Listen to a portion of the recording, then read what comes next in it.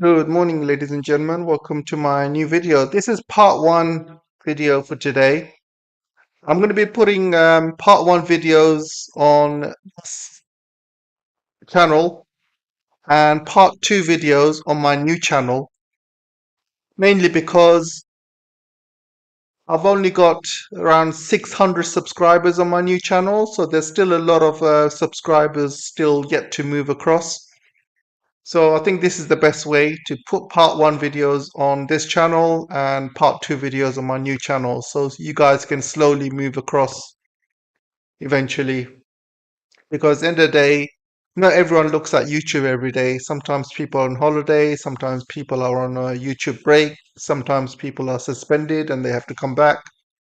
Sometimes real life happens and they don't look at YouTube for a long time. And so I give people a chance to basically move across, as they see these videos. So this is going to be the new format. Part one videos on this current channel, and part two on my new channel. So don't unsubscribe just yet. So there's still a lot of content still happening. So without further ado, let's start the show. So they've released some UFO files today. And I gotta tell you guys, this is all a big distraction. Don't be fooled. Don't be fooled end of the day, because this is all a big distraction. They're trying to distract you from the real issues. The real issues with the economy. They're trying to distract you from the Iranian war. They're trying to distract you from what's happening in Gaza. They're trying to distract you from what's happening in Lebanon. So people are talking about UFOs rather than actual issues that's happening in the world, like economic issues and inflation, oil prices, wars. So this is all a big psyop, guys. I mean, look at the videos they've released. What are these? They just grey. In the current climate of HD, we can have 4K videos, 8K videos. Where are they? All we see is just grainy, grey, black. They've cut, can you see the black squares? They've cut most of the stuff out, the important stuff. And some of these videos have been coming out and they've been told they are fake. They've already been debunked as fake. So this is all big psyop, guys, to distract you from what's really happening around the world. And also to distract you from asking for the real files. And I'm talking about, that guy, EP. I can't say the full name because just saying his name, demonetizes your YouTube channel. Yep. And ends with "in." You can kind of guess the rest. He owns an island and he does things with people. So anyway, so they can't release his files, but they can release these UFO files. But just to be honest with you guys, nobody cares about UFOs anymore. The time is gone. There was a time when people really cared about UFOs. That was a time during the Roswell incident. I don't know if you guys know about the Roswell incident. This was in the 60s and 70s, 80s. People were really interested in the UFO stuff back in those days. And but not now. People are more nowadays. People want to put food on the table. They want to keep warm. They want to look after their loved ones. There's huge economic issues. They want to pay their mortgage. They want to pay their rent. They haven't got time for UFOs and all of that. I mean, the time for UFOs is gone. Nobody cares anymore. I don't even know why they're keeping this big secret. Nobody cares, guys. That people care about their own lives. They want to survive. They want to feed their families. But yeah, it's too late for all this. I mean, look at the videos, guys. It's just black and grey. It just shows us nothing. There's nothing here that we have not seen before. Nothing. It's crazy. Don't be fooled, okay? Don't be fooled, guys. So let's talk about the real stories for today. I was going to basically talk about these military exercises happening near China by Philippines, by the United States, and by Japan. So you might say, you know, you might say these military things happen every year. There's nothing different. Well, this year is actually quite different. It's very, very different for many reasons, which I'm going to explain why. Number one, um, Tomahawk missiles make their first appearance. And not only Tomahawk missiles, but also HIMARS as well. There's lots of HIMARS missiles stationed around Philippines. And now they're testing Tomahawk missiles. They're using that as a test as well. So obviously everything's pointing towards China. Having HIMARS and having Tomahawks, you know, basically puts Chinese coastal cities at risk. It puts the island of Taiwan at risk, and also South China Sea, islands in South China Sea, and also Chinese ships at risk as well. Because if you guys know, from the Iranian war, they used the Tomahawk a lot in the Iranian war, and one of the reasons they're running out is because they use so many of these Tomahawk missiles on Iran. And the advantages of Tomahawk missiles, you can fire them from a long distance. And that's the major, major advantage. So they don't have to fly over China. They don't have to fly over, important targets. They can fire them from a long, long distance away. And they're very accurate. Well, not that accurate because they destroyed a girls' school in Iran on the first day. But end of the day, they are accurate in terms of they will go where you point them to. The intelligence was wrong. Obviously, they pointed it to a school, and however, they have been proved to be extremely dangerous. And they can be dangerous because the planes can fly from Philippines. American planes can fly from Philippines bases. I think there's about 11 bases in Philippines where there's American planes can be stationed at. And they can fly over those Philippines islands. They can fly from Guam, and they can fire Tomahawk missiles towards China, towards Chinese ships, towards Chinese islands, towards Chinese coastal cities. So they can be extremely, extremely dangerous. So the second thing we have to talk about with these military exercises is number two here is Japan. Japan, for the first time since World War II, is doing offensive exercises. And also, it's kind of pushing its military might around Asia. And it's also putting its own weapons into Philippines as well. It's got its own kind of long range weapons and missiles it's putting in Philippine bases. They are jointly being used by Americans as well as Japanese. So this is a major worry because this is the first time since World War II Japan is starting to show some teeth. And this is a major, major worry for China. Stupidly enough, guys, I gotta say, stupidly enough, I'll start with basically this particular story here. Um, so stupidly enough, I want to talk about this guy. So those who have studied history will know that Japan, took over Philippines and killed a lot of Filipinos during that time. And this guy, this traitor, is now working with the Japanese. I mean, can you believe this crap? Can you believe this, guys? I mean, this is absolutely ridiculous. Because I'll tell you what, when Japan gets his strength again, and looks like they are militarily, they are becoming quite strong in the region. They are not going to go after China. They are not going to go after Korea because South Korea is now under the protection of United States, and North Korea has got nuclear weapons. So they're not going to go after Korea. They're not going to go after China. Who do you think Japan is going to go after and attack? Of course, they're going to attack Philippines and they're going to start taking over Philippines again.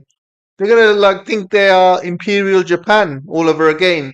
And they have to do this because Japan itself is a very, very, how would you say, earthquake prone region.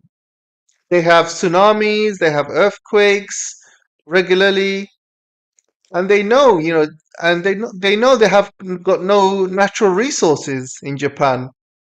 So they're going to have to kind of, for their own survival, they're going to have to try and find other pieces of land. This is why they tried to take over China. This is why they tried to take over Korea. So things have changed now. China's become too strong. Korea has become very, very strong. North Korea's got nuclear weapons, so they won't go near that. So the only available, islands for Japan to take over is going to be Philippines. And this idiot is working with them. I mean, can you believe this? This fool. This fool doesn't read his own history. He doesn't realize what Japan did in its recent history. It's not even that long ago, guys. It's not very long ago. We're talking good. How many years? Less than 100 years. 80 years, maybe. So he thinks. I mean, do the Filipinos not understand this? Do they not read their history? I mean, this is crazy, guys. Absolutely crazy. Only going back to the story. So Japan is becoming militarized again. They are doing offensive exercises in the South China Sea alongside the Philippines and the US for the first time in their history, by the way, after Second World War. So that is the major, major danger to China. And I said in my previous videos that China should not allow Japan to rearm and re-exert itself militarily across the region. China, under no circumstances, should allow it. And if there is a war in the Taiwanese Strait, it won't be versus the island of Taiwan. I think it's going to be versus Japan. Japan is going to be probably the next war that China is going to be fighting for. They're not going to. I think with Taiwan, I think they will peacefully reunite. I hope I'm right. Every day anything can happen in geopolitics. You just don't know. Some maybe United States might change their wording in and recognize Taiwan Island as independent, or maybe the DPP party does something really silly and declares independence. You just don't know. You just don't know what's going to happen one day to the next. So you cannot predict the future. I hope that China and Taiwan reunify peacefully, and it looks like they will. I think things are going along the right way, but you never know. With somebody like Trump and in power, you just don't know, guys. You just don't know what's going to happen a year from now or 2 years from now. So one thing's guaranteed is cannot allow Japan to rearm and become Imperial Japan all over again. Cannot do that because last time China allowed Japan to arm itself and become a strong military nation, look what happened. They caused mass genocides all across Asia and including China, killed millions of people, including massacred people in Nanjing, for example, the Nanjing massacre, and it was all part of the 100-year humiliation, caused huge amounts of damage, and they haven't paid any reparations to China, by the way. Germany has been paying reparations to the Jews for a long time now. They have paid more than 300 billion to the Jews. So far, Japan has not paid a single penny to the Chinese. So China cannot allow Japan to rearm itself again, and certainly they cannot allow Japan to have nuclear weapons because having nuclear weapons, Japan most likely will use it. They are those kind of people, absolutely evil people. If you look at the history of what they did in China, we're talking about human experimentation, the Nanjing massacre. I mean, I can't even describe the horrors that they did to the Chinese. Anyway, the point is, China cannot allow Japan to rearm, and it's within the UN Charter. It's legal to attack Japan if nations believe that Japan is becoming dangerous again and is rearming itself again. It's legal under the UN Charter to attack them, do a preemptive attack. So China would not be breaking any international law by doing this. And I support China if they do that. And I would gladly enlist if this happens and fight against the Japanese because just cannot let Japan get rearmed, to be honest.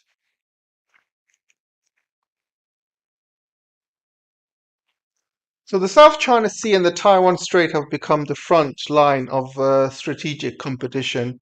So these exercises are basically there to stop China and Taiwan from reunifying, and also they are there to for the South China Sea as well. And I believe their plan is probably going to try and take over the islands that China has already in the South China Sea and exert total dominance over the South China Sea. That's what the Americans want to do. They want to take over that region. And that region is very, very, and the reason they want to take over that region is because that region is very, very highly sought after because of all the oil and gas deposits in the area. So whoever takes over that region is going to become extremely rich from all the gas and oil that's under there. And also, it's easy to get as well. It's not that difficult. The sea is not that deep in the South China Sea. It's quite shallow, so it won't be that difficult to get. So obviously, the Americans want a piece of that, and this is why they're causing trouble in the South China Sea.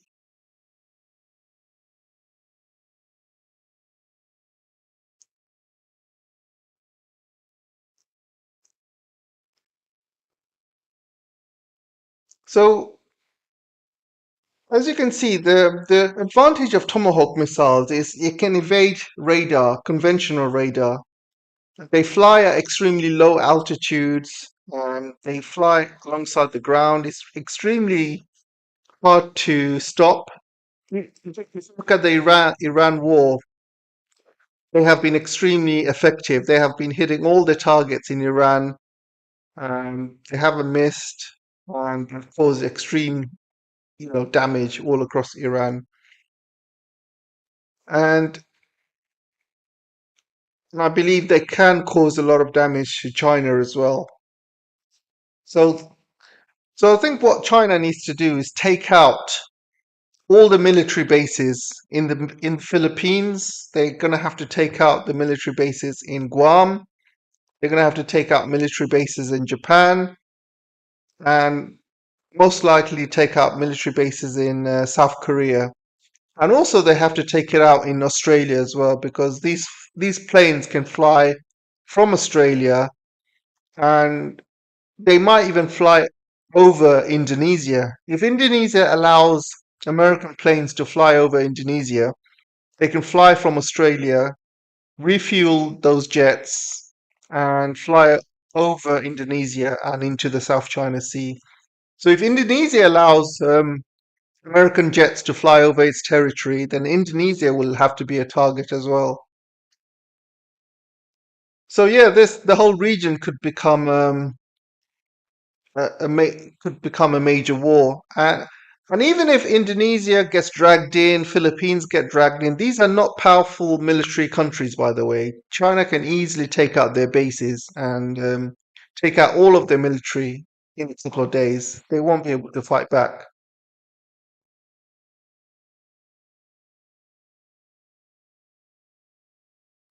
So the other thing I was going to talk about is I've spoken about him.